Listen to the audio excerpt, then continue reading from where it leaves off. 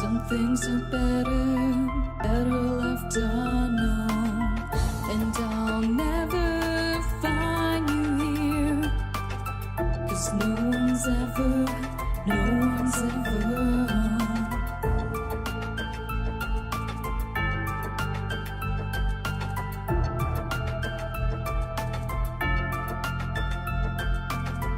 Oh, what a widow, a peaceful spider. When the glass is clean, she's a sneaky hider. Hide the lies and the alibis. Oh, what a sinner is it in her?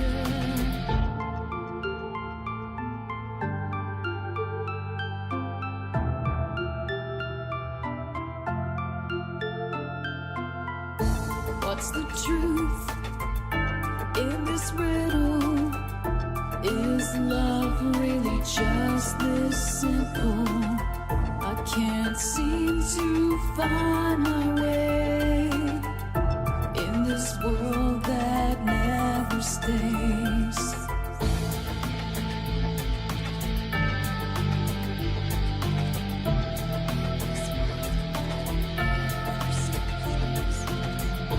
What a widow, a peaceful spider. When the glass is clean, she's a sneaky hider. Hide the lies and the alibis. What a sinner is it in her?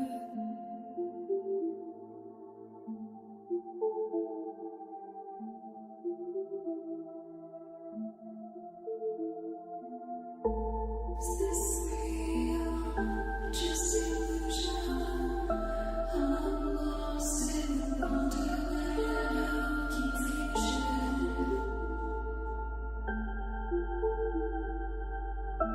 I'm lost in the wonderland of confusion. Is this real or just illusion? Manifestation or a dark delusion? Is this real or just illusion?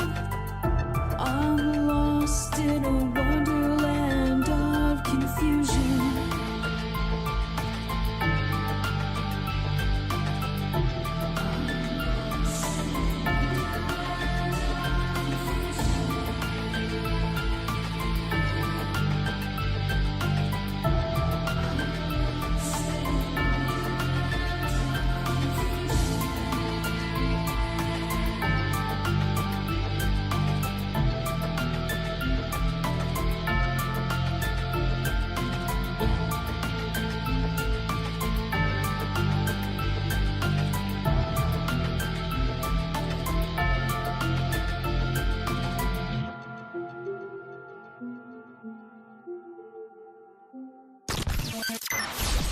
Ripon Rabbit Hole is a community-driven radio. At times the community comments may reveal prejudices and other beliefs that we or our sponsors do not condone. Views or opinions expressed by the community, callers, or guests, are those of the individual speaking and do not represent the views or opinions of this site. Ripon Common Sense content is intended for mature audiences only. Enjoy.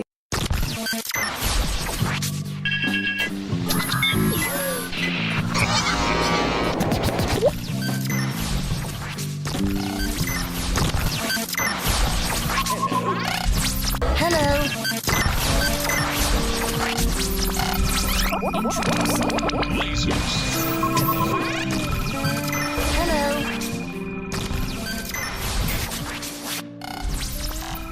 This is My Life DIY, and hi, this is JoJo. Hi, my name is Ash. Hey everybody, it's AJ the Ripon Rabbit. This is Cynthia Sue Larson. This is your man Meta, aka Propagate This Light. And you're now listening to Dark Wolf's Den. The Dark Wolf's Den Show on Ripon Common Sense Radio. This station is now the ultimate power in the universe.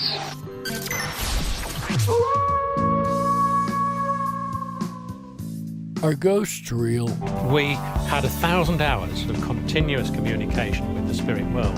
Does time travel actually exist? The laws of physics seem to be compatible with time machines. You know, sometimes I wonder about reincarnation, don't you? A 4-year-old boy in Adelaide, Australia, has told his parents that he used to be Britain's Princess Diana. What would happen if the world found out that aliens were real? I didn't say disclosure would be easy, but what is the alternative? To establish a space force as the 6th branch of the armed forces. We have so many questions and yet so little time, so to have you here, the pleasure is all mine. Coming to you from a secret mountain cave, hidden deep within the Idaho wilderness. This is the Dark Wolf's Den Show. Now, here is your host, Jerry Hicks. That's right, I am Jerry Hicks, also known as the Dark Wolf, and we are broadcasting live worldwide from a secret mountain cave hidden high up in the beautifully snow-covered peaks of the Idaho mountains. That's right, we're ripping through the electromagnetic soup, tearing through the atmosphere, and tunneling away into your radio like a quantum particle. This is the Dark Wolf's Den Show for Thursday, March 11th, 2021. So whether you're on the edge of reality, the edge of the galaxy, or the edge of your seat, we're glad you chose us to be right there with you. Tonight, ladies and gentlemen, we are discussing something that is actually quite the head scratcher. Everybody knows that I love paradoxes, and this is a scientific paradox that science is still scratching its head over to. Where is everybody? That's right, ladies and gentlemen, the Fermi Paradox. Why don't we see UFOs as frequently as we see planes, trains, and automobiles? Where is all the other alien civilizations? Well, there's so much to cover and so little time to get there, ladies and gentlemen, and we're going to get to all of that here in just a moment. But first, today in history. On this day in 1971, rocker Jim Morrison leaves for Paris to reorient himself emotionally and creatively, and also to avoid a jail sentence given to him in Miami. He will never return to the U.S. Something tells me it had more to do with the jail sentence than it had to do with reorienting himself. What about you guys? Anyway, that is today's Today in History. And of course, Jim Morrison being the lead singer of The Doors. And it's interesting that there's a really weird link between musicians and the interest of musicians in UFOs. I'm actually going to have to do a show about that and the interesting link between ufology and music. And I'm going to have to get it out on the schedule pretty soon, actually. But with that said, on the schedule tonight, we've got the Fermi Paradox. And what is the Fermi Paradox? Everybody knows that I love paradoxes. I love the head scratchers. And this one is no different. This is a scientific paradox. And this is a question asked by Enrique Fermi years and years ago. Yes, the same Enrique Fermi that the Fermi Lab is named after. He was sitting around one day and asked his colleagues suddenly, "Where are they?" And what he meant was, where are the aliens? Where is everybody? We seem to be the only life that we can find in the entire galaxy, or at least our solar system. So where is all the life? Why don't we see UFOs flying by just as frequently as we see planes, trains, and automobiles? Are we the only living things in the entire universe? The observable universe is about 90 billion light years in diameter. There are at least 100 billion galaxies, each with 100 to 1,000 billion stars. Recently, we've learned that planets are very common too. To say that planets are very common is an understatement. Every single star in the sky has on average at least one planet. Now, whether that planet is in a area in which it could harbor life is another story, and it even brings the question what areas can or cannot harbor life, because we're finding on Earth more and more life in places that we never thought life could exist. But we're getting ahead of ourselves here. The point is there are a large multitude of planets, one at average for every single star, and that is an average. Think some of them might, like ours, have 8 or 9, others might have 2, others might have none, but generally speaking, all stars have one planet. And again, this is an average number, but that's still a large amount of planets. And there are probably trillions and trillions of habitable planets in the universe, which means there should be lots of opportunity for life to develop and exist, right?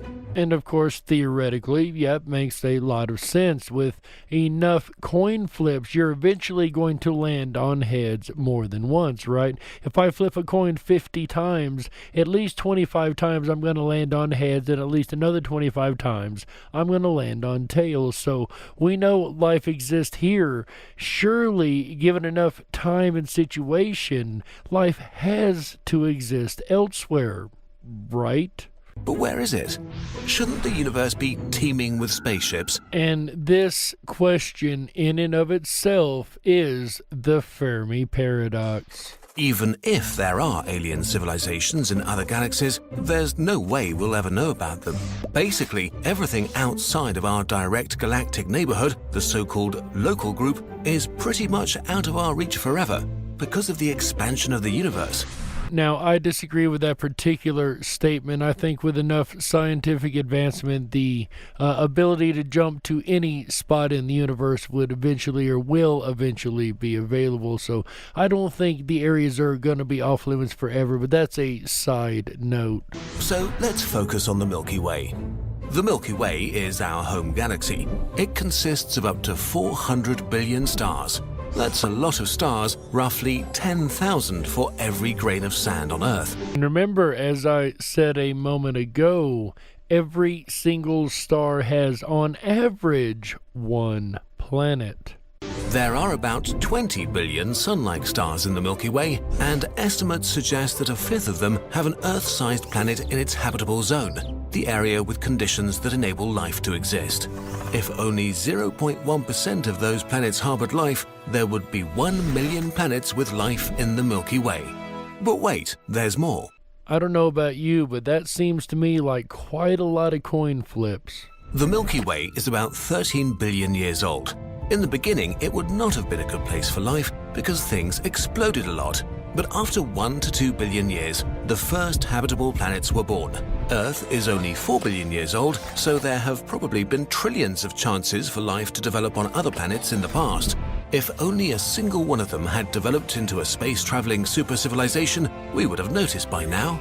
The argument can be made not unless they've come within our solar system, but we don't find evidence anywhere in the universe or in the galaxy, to the best of the knowledge that we're given, of course, going along mainstream academia's knowledge, which is very limited.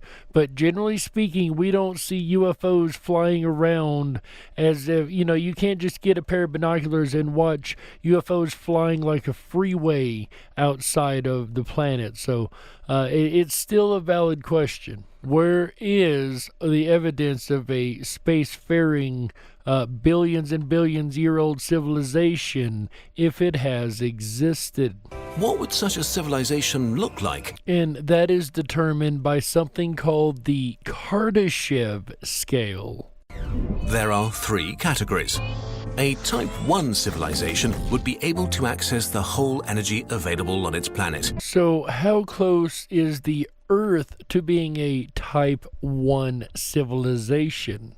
In case you're wondering, we're currently around 0.73 on the scale, and we should reach Type 1 sometime in the next couple of 100 years. So it's likely that in our lifetime we won't see humanity reach a Type 1 civilization. And with the way humanity is heading currently, I would dare say we've declined on that number, but that is just my personal opinion. Type 2 would be a civilization capable of harnessing all of the energy of its home star.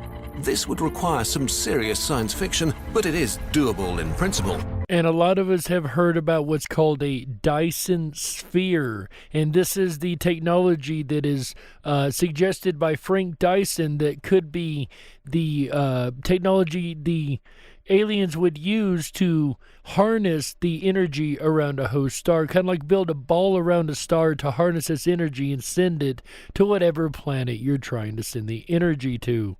Type 3 is a civilization that basically controls its whole galaxy and its energy. An alien race this advanced would probably be godlike to us. But why should we be able to see such an alien civilization in the first place?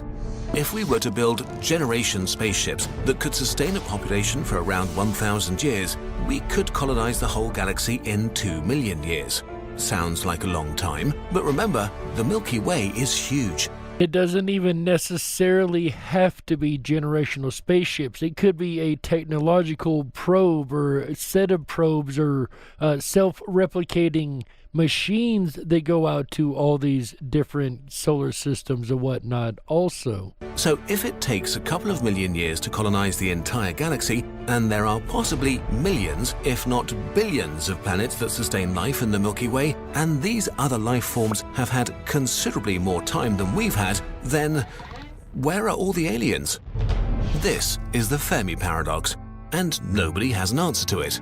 So upon hearing Enrique Fermi's question of where is everybody, Frank Drake, the famous astrophysicist, put together an equation to try to figure out mathematically how many possible civilizations could exist in the galaxy. And here is, ladies and gentlemen, an honor for me to introduce the voice of a hero of mine growing up, Mr. Carl Sagan, explaining the Drake equation. There are an enormous number of stars. Only some of them will have planets suitable for life. On only some of those worlds will intelligence arise. And perhaps a few of those civilizations will avoid the trap jointly set by their technology and their passions. If there are many civilizations, one of them should be rather close by. If there are few civilizations, then even the nearest may be very far away. And that is the simple explanation of the Drake equation. But let's find out what the equation actually tells us. This is one of the great questions. How many advanced civilizations capable, at least of radio astronomy, are there in the Milky Way galaxy? Let's call the number of such civilizations by the capital letter N. I hope you brought your pen and paper today, ladies and gentlemen. I forgot to mention there is a math lesson in today's episode, but I promise it is actually going to be quite a fun one. So the end of the equation, the last answer, the answer that we're going for is going to be the variable n, the number of civilizations that possibly could have arisen at least to the point of radio astronomy, to the point of being able to be detected. It's a number. It depends on many things. It depends on the total number of stars in the Milky Way. Let's call that N sub star. And after we go through each one of these categories, we will go back and actually apply numbers to these categories. It depends on the fraction of stars that have planets. Let's call that F sub P. Which, again, we now know that almost every star has a planet. It depends on the average number of planets in a given solar system that are ecologically suitable for life. Let's call that N sub E. In other words, how many are in the habitable zone for life? It depends on the fraction of suitable planets in which life actually arises. Call that F sub L. Of the ones in the habitable zone, how many of those actually had life occur on it? Depends on the fraction of inhabited planets on which intelligence emerges. Let's call that F sub I. Of the ones that life arises on, how many have intelligent life that arises on them? And on the fraction of those planets in which the intelligent beings evolve a technical communicative civilization, call that F sub C. Of the intelligent civilizations, how many actually become technologically able? Finally, it depends on the fraction of a planet's lifetime that's graced by a technical civilization. Call that F sub L. So how long the technological civilization actually exists? If we multiply all these numbers together, we've estimated capital N, the number of civilizations. This equation, due mainly to Frank Drake of Cornell, is only a sentence. The verb is equals. So let's try to go through the program of this equation.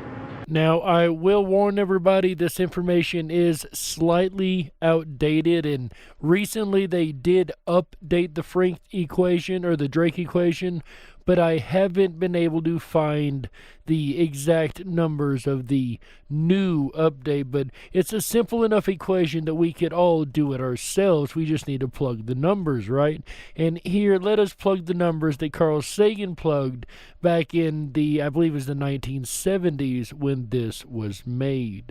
By carefully counting the number of stars in small but representative regions of the sky, we find that the total number of stars in the Milky Way is about 400 billion.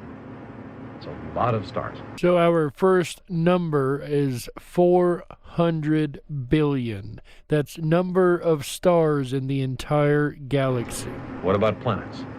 Well, in studies of double stars, in investigations of the motions of nearby stars, and in many theoretical studies, we get a strong hint that many, perhaps even most stars, are accompanied by planets.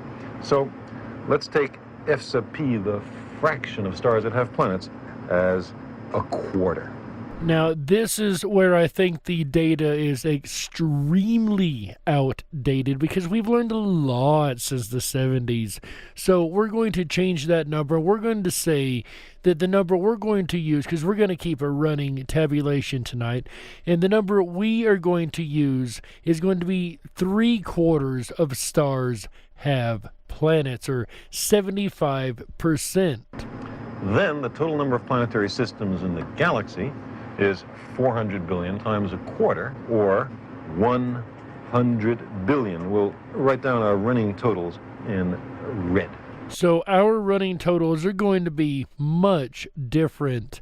And based on 75% or 3/4 of all stars in the Milky Way harboring planets, our number now is 300 billion, or 75% of 400 billion. Now, if each system were to have, say, 10 planets, as ours does, there would be 100 billion times 10, or 1 trillion worlds in the galaxy, a vast arena for the cosmic drama. In our own solar system, there are several bodies that might be suitable for life of some sort. There's the Earth, of course, but there are possibilities for Mars, for Titan, perhaps for Jupiter. If other systems are similar, there may be many suitable worlds per system, but to be conservative, let's choose N sub E equal 2. 2 worlds suitable for life per system. Then the number of planets in the galaxy that is suitable for life would be 100 billion times 2, or 200 billion. And this ratio I actually agree with. So let's go ahead and keep the number that he's pulled for this one and say conservatively, on average, or generally speaking, there are 2 planets in every one of our 300 billion star systems. So that is 600 billion planets, or chances for planets to have life. Now, what about life? Under very general cosmic conditions, the molecules of life are readily made. They spontaneously self-assemble. It's conceivable that there might be some impediment, like some difficulty in the origin of the genetic code, say, although I think that's very unlikely given billions of years for evolution. On the Earth, life arose very fast after the planet was formed. So let's choose F sub L, the fraction of suitable worlds in which life does arise, as a half. In that case, the total number of planets in the Milky Way in which life has arisen once is 100 billion times 2 times a half, or again, 100 billion. So I would say we could go ahead and keep this ratio of half of the planets that possibly could harbor life actually having life arise. So let's go ahead and cut our 600 billion back down to 300 billion chances for life to arise on these specific planets. Now, the estimates get tougher. Many individually unlikely events had to occur for our species and our technology to emerge. On the other hand, there might be many different roads to high technology. Some scientists think that the path from trilobites to radio telescopes, or the equivalent, goes like a shot in all planetary systems. Other scientists disagree. Let's take some middle ground and choose F sub I as a tenth and F sub C as also a tenth, meaning that only 1%, a tenth times a tenth, of inhabited planets eventually produce a technical civilization. So 1 out of 10 of each of these actually produces a technical civilization. And I'll also go with these numbers of 1/10 and 1/10. If we were to multiply all these factors together, we would find 100 billion times a tenth, or 1 billion planets on which civilizations have arisen at least once. And for those playing along at home and keeping a running total with us, our number is 3 billion planets in which the possibility of civilization becoming technological is possible. Now, what percentage of the lifetime of a planet is marked by a technical civilization? The Earth has harbored a civilization capable of radio astronomy only for a few decades, the last few decades, out of a lifetime of a few billion years. It's hardly out of the question that we might destroy ourselves tomorrow. If that's a typical case, then F sub big L would be a few decades divided by a few billion years, or 100 millionth, a very small number. And then big N would be a billion times 100 millionth, or N maybe just 10 civilizations, a tiny smattering, a pitiful few technological civilizations in the galaxy. And our number, for those wondering, is 30. 30 civilizations, according to this version of the Drake equation, that could possibly be technological, at least based on that particular estimate at the end. But civilizations then might take billions of years of tortuous evolution to arise and then snuff themselves out in an instant of unforgivable neglect. If this is a typical case, there may be few others, maybe nobody else at all, for us to talk to. And we will get more into that in the second half of the show coming up here shortly. But it does beg one question when it comes to the technological and especially the nuclear age.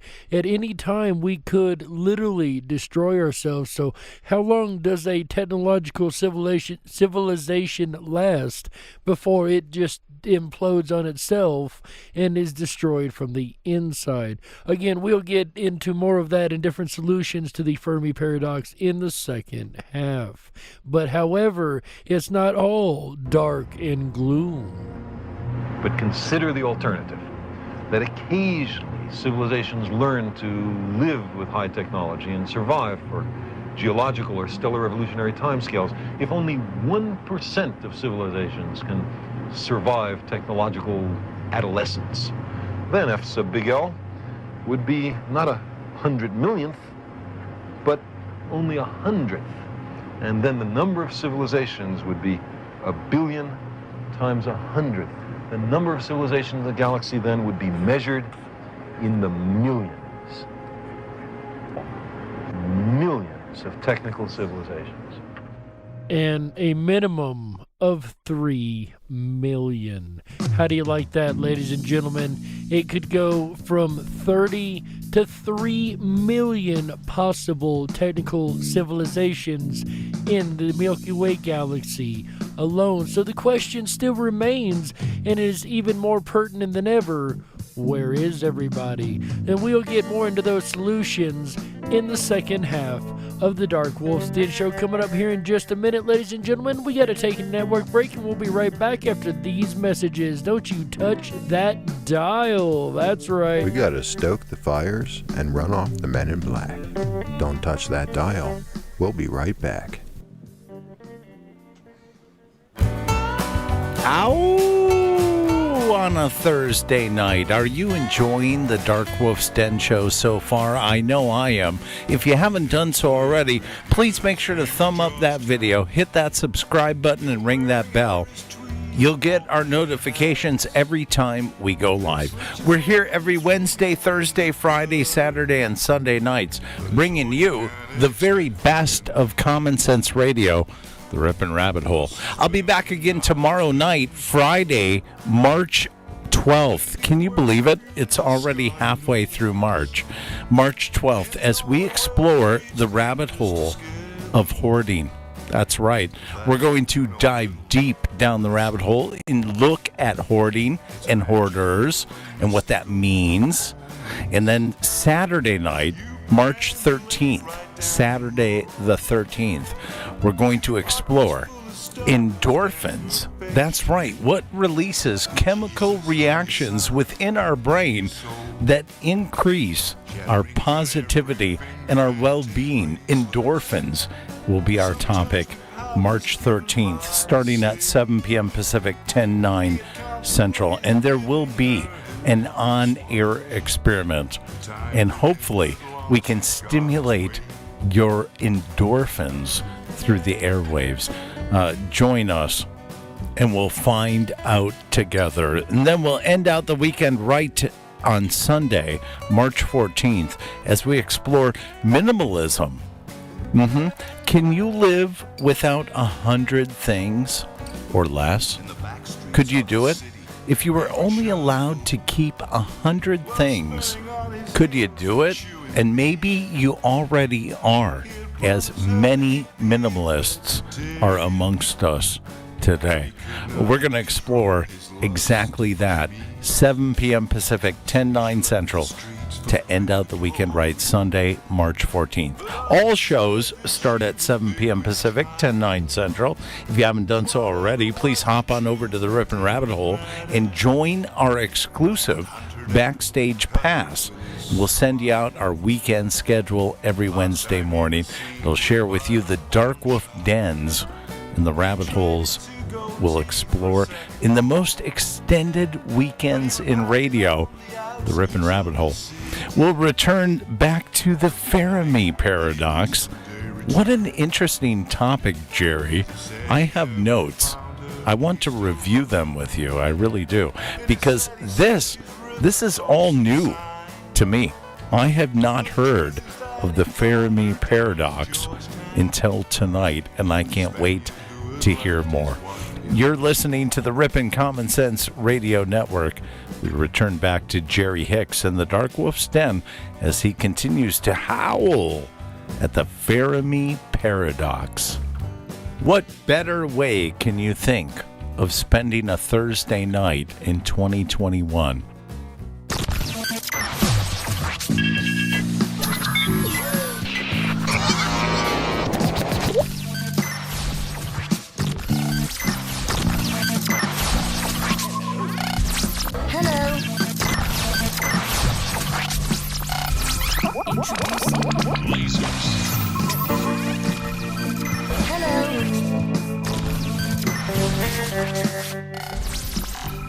This is My Life DIY, and Hi, this is JoJo. Hi, my name is Ash. Hey everybody, it's AJ the Ripon Rabbit. This is Cynthia Sue Larson. This is your man Meta, aka Propagate This Light. And you're now listening to Dark Wolf's Den. The Dark Wolf's Den Show on Ripon Common Sense Radio. If you were meant to be controlled, you would have come with a remote, but you didn't. And that's why you listen to the Dark Wolf's Den Show. Now, here is your host, Jerry Hicks. That's right, I am Jerry Hicks, also known as the Dark Wolf, and welcome back to the second half of the Dark Wolf's Den Show for Thursday, March 11th, 2021. Whether you're on the edge of reality, the edge of the galaxy, or the edge of your seat, we're glad you chose us to be right there with you. Put your hands together, ladies and gentlemen, for AJ the Ripon Rabbit and that great halftime report. We really appreciate that. What a wonderful weekend lineup we have ahead. And if you ever lose the email or wonder what's going on, make sure you do jump over to the riponrabbithole.com. That is RIPONRABBITHOLE.com. That's right. Over there, you're going to find a lot of goodies. And do make sure you sign up for the Backstage Pass. And you do receive our email every Wednesday knowing the incredible topics we're going to talk about all weekend long. Like tonight's topic, the Firmi Paradox. This is something that, once again, has many physicists scratching their heads. We went over in the first half the Frank-Drake equation and the Kardashev scale, and now we're going to actually go into some possible solutions for the Fermi Paradox. None of these are set in stone, but these are all great thought experiments and possible reasons why we don't find life elsewhere in the galaxy. For instance, recently there's been a probe or lander put on Mars again. I guess this one's called the Perseverance lander. And the supposed reason that they put it there is to look for the evidence of ancient life on Mars. Now, I will be the first one to tell you, like all of them, I do not believe anything NASA says. Yes, NASA lies. We all know that. I will not argue that even for a second. I fully agree. I just don't think they're covering up what everybody thinks they're covering up. I think they're covering up evidence of alien life already visiting this planet, but that's a whole nother topic for a whole nother time. The point is, they do have a lander or a rover or whatever on Mars looking for the evidence of ancient life. So let's assume that they actually find that evidence. Imagine NASA announced today that they found aliens. Bacteria on Mars, weird alien fish in the oceans of Europa, and also ancient alien ruins on Titan. Wouldn't that be great? Most people would agree that would be a great thing. Not only that the information got released, but the fact that it existed, that would be amazing information, right? Really good, right? Well, no. It would be horrible news. Devastating even. And why would that be? It could mean that the end of humanity is almost certain and that it might be coming soon. Why? Why would the most exciting discovery of our lifetime be bad? It's in the nature of life as we know it to reach out, to cover every niche it can. And since planets have a limited carrying capacity and lifespan, if a species wants to survive, it will look for more places to spread to. So the steps above the current ones seem logical. Colonize your own solar system, then spread further to reach other stars. To the possible final step, becoming a galaxy-wide civilization. It's very likely that this is a universal principle for civilizations, no matter where they're from. If a species is competitive and driven enough to take control over its planet, they'll probably not stop there. And that, of course, seems to be the natural evolution of a species, right? One would think it would be the natural evolution to grow into the point that it goes into outer space and colonizes and spreads, and just like we would do, at least that's the assumption that one would make. That would be the natural evolution of events. But we're observing 0 galactic civilizations. We should be able to see something. But there's nothing. Space seems to be empty and dead. This means something is preventing living things from climbing the staircase beyond the step we're on right now. Something that makes becoming a galactic civilization extremely hard. And thus the first suggested solution to the Fermi Paradox. There's something that stops these civilizations from reaching the level of galactic ability. Maybe impossible. This is the Great Filter, a challenge or danger so hard to overcome that it eliminates almost every species that encounters it. Arthur C. Clarke was once quoted as saying that there's either no life in the universe or it's teeming with life, and either of these options are equally as scary, end quote. There are 2 scenarios. One means we are incredibly special and lucky. The other one means we are doomed and practically already dead. It depends on where the filter is on our staircase. Behind or ahead of us. Scenario 1. The filter is behind us. We are the first. And this is a pretty popular theory out there. What if there isn't any others that have arisen thus far? If the filter is behind us, that means that one of the steps we passed is almost impossible to take. Which step could it be? Is life itself extremely rare? It's very hard to make predictions about how likely it is for life to emerge from dead things. There is no consensus. Some scientists think it develops everywhere where the conditions are right. Others think that Earth might be the only living place in the universe. Of course, the only place we've found intelligent life, and call it intelligent as you may, is the Earth so far. Another candidate is the step of complex animal cells. A very specific thing happened on this step, and as far as we know, it happened exactly once. A primitive hunter cell swallowed another cell, but instead of devouring it, the 2 cells formed a union. The bigger cell provided shelter, took care of interacting with the environment and providing resources, while the smaller one used its new home and free stuff to focus on providing a lot of extra energy for its host.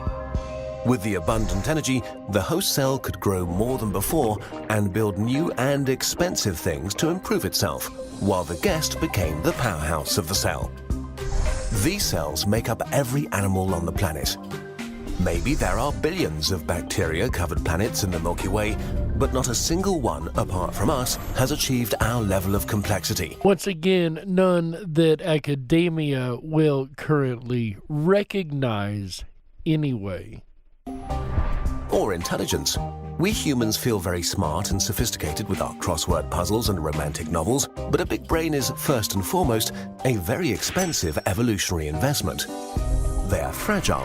They don't help in a fistfight with a bear. They cost enormous amounts of energy. And despite them, it took modern humans 200,000 years to get from sharp sticks to civilization. Being smart does not mean you get to win automatically. Maybe intelligence is just not so great, and we're lucky that it worked out for us. And perhaps intelligence leads to the destruction of the species. Perhaps when it hits a certain technological level, it destroys itself like in nuclear war. And perhaps that's what has happened on other planets. It's been suggested that that is what's happened on Mars, interestingly enough. But there is the possibility that once these civilizations, even if they are intelligent and do reach technological levels, perhaps they do still snuff themselves out. Scenario 2. The filter is ahead of us.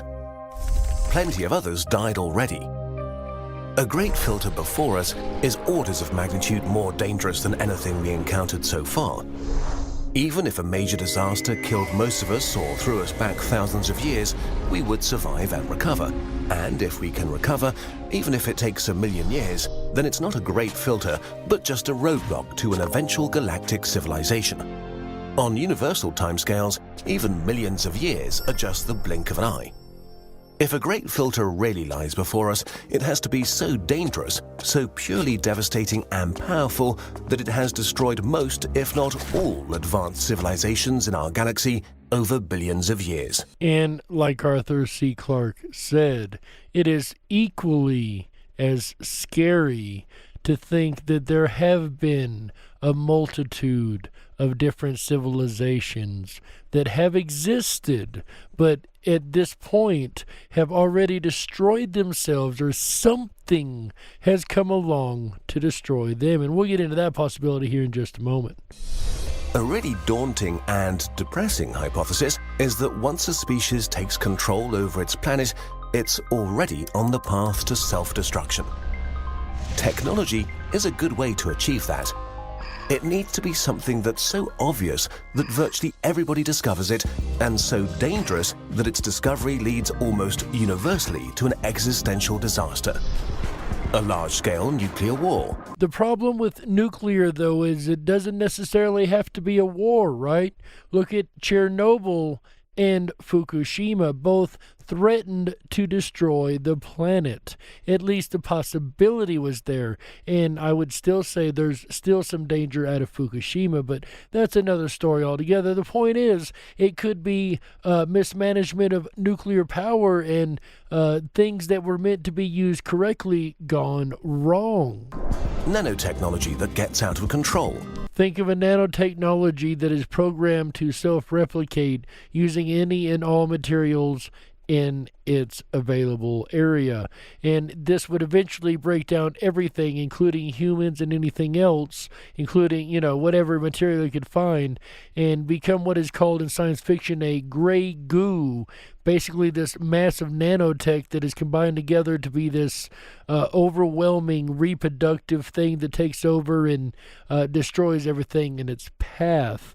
And perhaps that's another option. Perhaps there's a galactic civilization, or a civilization of some type, that once it finds there are other civilizations, it utterly destroys them. Maybe that creates the filter so that they are the only dominant civilization or species in the galaxy. That also could be one reason why there's no one else left. And radio silence basically has been kept up because if they are found, they are destroyed. That's yet another idea for the great filter. Genetic engineering of the perfect superbug. As we've seen the possibility of in the last couple of years, though what we are experiencing is nowhere near that, the possibility that something like that could happen and a engineered superbug could attack all of the species on a planet is not unheard of. We're already getting into genetic manipulation right now in our line of learning and science. So it's not hard to think that other creatures would also have gotten into that same line of research and led down a bad road. An experiment that lights the whole atmosphere on fire. Once again, I will point back to nuclear power, because the odds of the atmosphere being lit on fire when they destroyed the first bomb, according to scientists, was a 50-50 chance. Think about that. Somebody told a person at the top that there's a 50-50 chance of destroying the entire Earth and atmosphere, and somebody at the top went, 50-50? Okay, let's do it. That's scary. that is really disturbing that in our species, when given that option, somebody said, okay, let's take that chance anyway. So what if that had turned out the wrong way? We would have been ended and I wouldn't be sitting here having this conversation. But what if there was another species whose atmosphere wasn't quite like ours, and when the same test was done, everything was destroyed? I mean, there's a number of what ifs you could go through here. It might be a super intelligent AI that accidentally or purposely destroys its creators. That's something else that's scary about the AI. Think about this. There is no real good way to program an AI. If you told it keep mankind safe, it would most likely go to the logical conclusion of locking us all up in cages like animals to keep us away from each other, right? That would keep everyone safe. That would be a logical computer solution. So, yeah, the AI could inadvertently or purposely destroy the race because it is inferior or because it was accidentally programmed as a good thing that turned out bad. Or things that we can't even see coming right now. Or it's way simpler. Species competitive enough to take over their planet necessarily destroy it while competing with each other for resources. So busy fighting each other that they destroy each other on the planet and never even make it to exploration elsewhere. That's a good possibility too, that there's more civilizations like humanity that enjoys warring so much that they never make it any further than that. They're intelligent, they just aren't worried about space travel or colonizing elsewhere. So that is a possibility too, that those civilizations just never really consider the idea past war. Maybe there are runaway chain reactions in every ecosystem that once set in motion are not fixable. And so once a civilization is powerful enough to change the composition of its atmosphere, they make their planet uninhabitable 100% of the time. Let's hope that that's not the case. Now, there's an option that I hadn't thought of, an accidental terraforming mistake gone wrong. There's something we never really considered, eh? Awesome future technology exists, but when activated, it destroys the planet. The last words of every advanced civilization would be, "This new device will solve all of our problems once I push this button." Sounds like every solution the U.S. government has ever offered. If this is true, then we are closer to the end than the beginning of human existence. Or maybe there is an ancient Type 3 civilization that monitors the universe, and once a civilization is advanced enough, it gets eliminated in an instant. Maybe there is something out there that it would be better not to discover.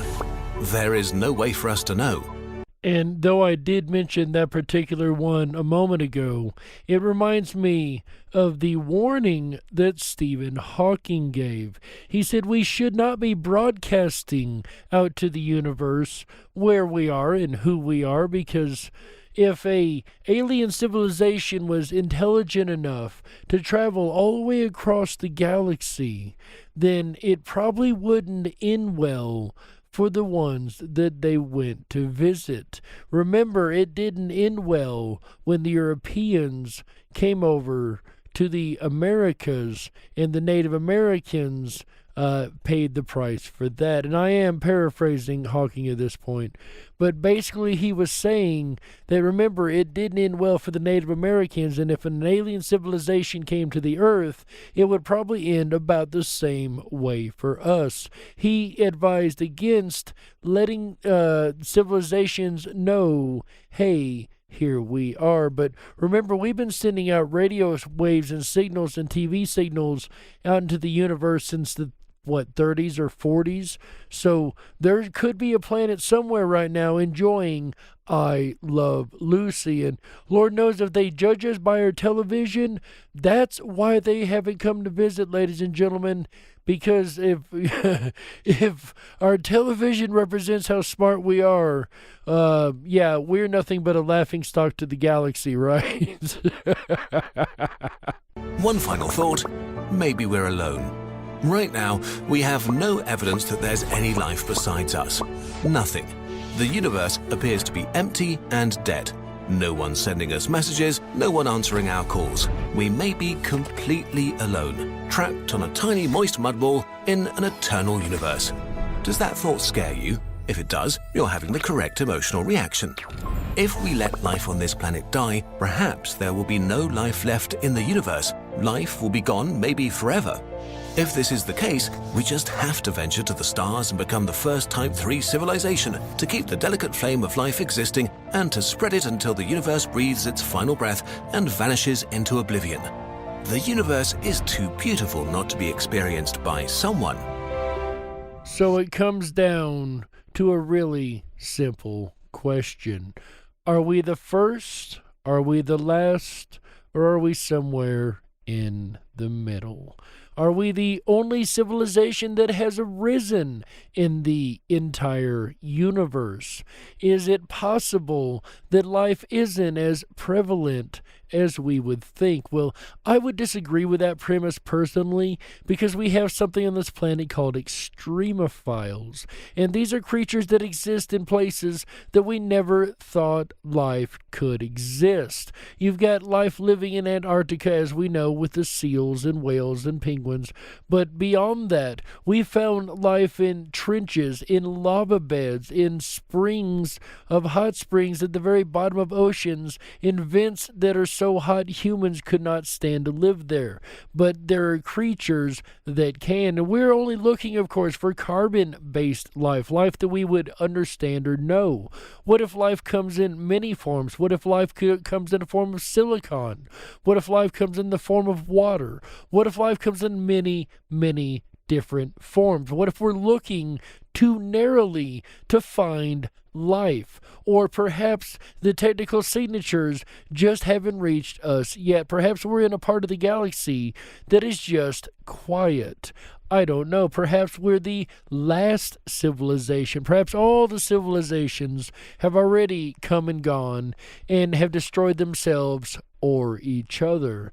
Or perhaps there is something in place like we see in Star Trek, like the Prime Directive, where they're just not allowed to interact with us, or other civilizations that haven't spotted them yet, or come into interaction, or come to a certain level of existence to be accepted into, say, a federation of galactic empires, or anything of that measure. These are all ideas and speculations, but again, they're answers and possible solutions to this Fermi Paradox, the question of where everyone is at. But what do you guys think?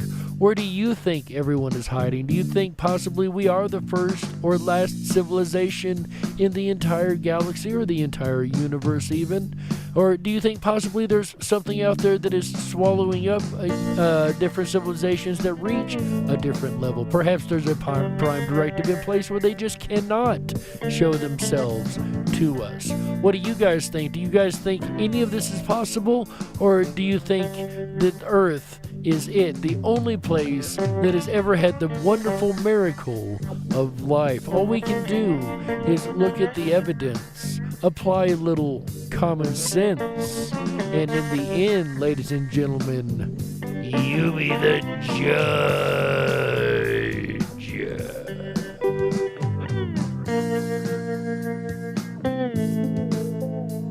We got to close it out. That's right. That's it for this episode of the Dark Wolf's Den Show for Thursday, March 11th, 2021. So whether you're on the edge of reality, the edge of the galaxy, or the edge of your seat, we're glad you chose us to be right there with you.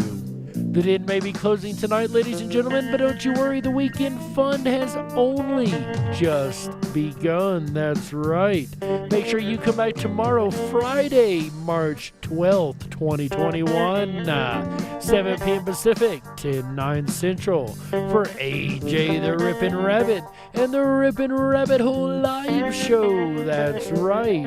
On Friday, he'll be talking about hoarders. That's right. Hoarders that like to hoard everything they find and run out of space and eventually can't even move around their own house. I know you guys have seen these on TV. This is going to be an interesting conversation and one you do not want to miss on Friday, March 12th, 2021, 7 p.m. Pacific, 10/9 Central. Then on Saturday, March 13th, 2021, 7 p.m. Pacific, 10/9 Central, AJ's gonna dive down the rabbit hole of endorphins, the funny little things that make you feel funny. That's right. He's gonna discuss the happy chemicals in our bodies, and possibly these are why we have hoarders, right? People that hoard so much because they get a endorphin rush from it. Maybe that's why they do it. I don't know, but maybe he'll go over that and more on Saturday, March 13th, 2021, 7 p.m. Pacific, 10/9 Central. All shows here on the network start at 7 p.m. Pacific, 10/9 Central. That's right. Then on Sunday, we are going to go to the opposite end of the scale from the hoarders, and AJ the Ripon Rabbit is going to be talking about minimalist. That's right. Sunday, March 14th, 2021, 7 p.m. Pacific, 10/9 Central. He'll be discussing minimalist from one end of the scale to the other this weekend, from hoarders to minimalist. I myself find myself a minimalist equally. And guys, don't forget, coming up the 20th is our very, very special network broadcast, the Freedom Flame broadcast. If you don't know what that is, this is the 4th annual Freedom Flame broadcast here on Ripon Common Sense Radio Network. The Freedom Flame burns in Ripon, Wisconsin at the Little White Schoolhouse. If you don't know what it is, you definitely do not want to miss this episode, this very special freedom-filled episode on March 20th, next week I believe it is. Do make sure you set your calendars for that. This is one that you want to share around to your friends, your family, your family's friends, your friends' family, and everybody in between. You want everybody here this night. This is going to be a very special celebration for us here on the network. That's right. Also, Sunday, guys, don't forget, coming up this Sunday, not only will AJ the Ripon Rabbit be talking about mentalists, but it is also the night that we spring ahead. You know, the rabbits love to do some springing, right? It is definitely our season, and don't forget to spring ahead with your clocks on Sunday. That's going to do it for us tonight. I'm going to go over to the riponrabbithole.com. That is RIPONRABBITHOLE.com. Over there, I'm going to hang out in the 24/7 Backstage Lounge. But in order to do that, you got to sign up for the Backstage Pass. That's right. This is really simple. Only takes a couple seconds to get a Backstage Pass. And when you sign up for that, you're also going to be signing up for our weekly email. Do not worry, your information is safe with us. We do not spam your inbox. We do not sell your information. We do not give your information away. The only reason that we need your information is to give you the information of the coming up shows we have every week. And you'll get this one time on Wednesday, and you'll know all the wolf dens and rabbit holes that will be dug down all weekend long. And again, over at the riponrabbithole.com, do make sure you get that Backstage Pass. Also, come on down to the 24/7 Backstage Lounge and hang out with me once you've got your pass. And you can also drop down the rabbit hole. That is our social media alternative over there. If you're looking for a fun social media alternative, I suggest you check that out. As Freedom Flame lovers and freedom lovers over here, this is definitely something that I'm sure will be right up your alley.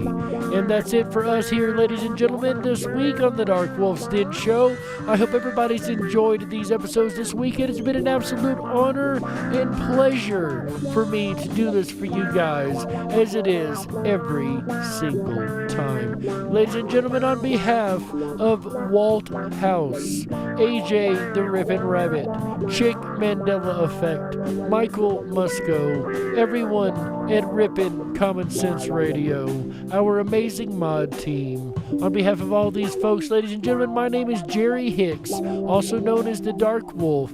And remember, until next time, stay awake, but dare to dream. good night, everybody. How? Yeah, that's right.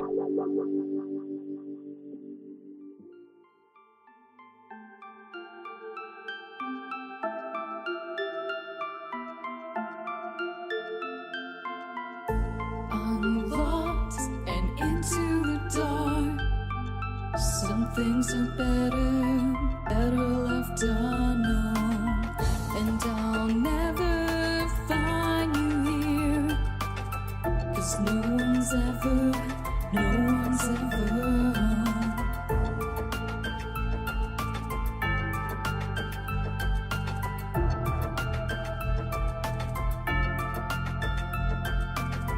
Oh, what a widow, a peaceful spider. When the glass is clean, she's a sneaky hider. Hide the lies and the alibis. Oh, what a sinner. Is it in her?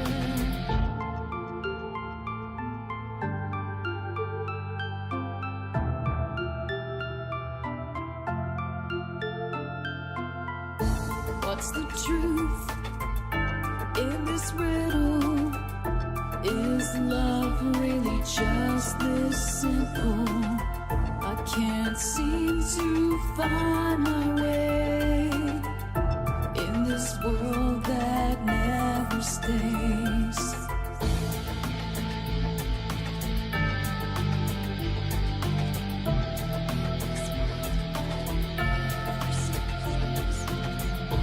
What a widow, a peaceful spider.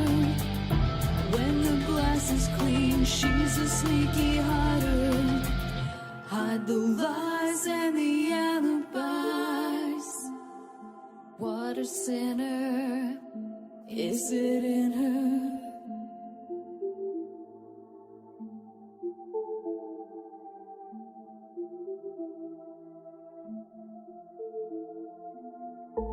Is this real? Just illusion? I'm lost in the wonderland of confusion.